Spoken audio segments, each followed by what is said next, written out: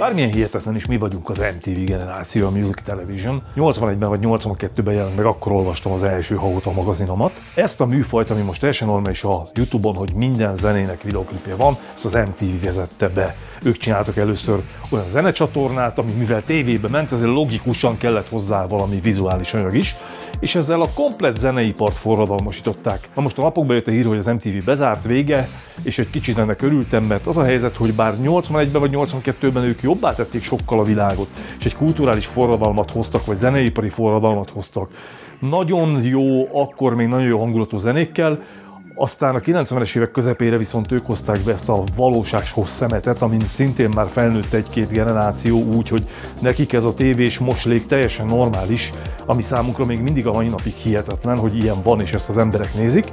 Szóval ők jobbá tették a világot, és a másik oldalon tönkre is tették. Úgyhogy volt egy kis káröröm bennem, és örültem, hogy ennek az egész szemétnek vége, de sajnos az MTV a maradék zenecsatornáit zárta be, ami pont inkább ilyen nosztalgia, 80-as, 90-es évekbeli zenékkel foglalkoztak talán ezek a csatornák, úgyhogy ez egyáltalán nem jó hír, de mindegy, ennek a korszaknak most minden esetre vége. Az az egy dolog vigasztal, hogyha a jó dolgoknak vége lesz, akkor vége lesz a szarnak is.